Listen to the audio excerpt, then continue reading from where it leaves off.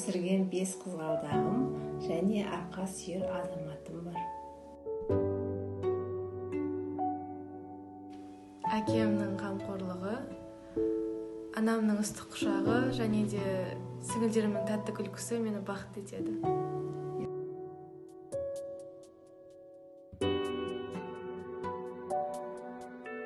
Түзу жол көрсететін әкем, сырыммен бөлісетін анам және тәтті сіңілдерім бар.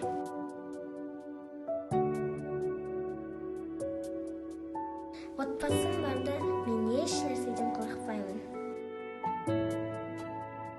Мама, папа, Диана ата-ана болса, біз сендерді жақсы көреміз.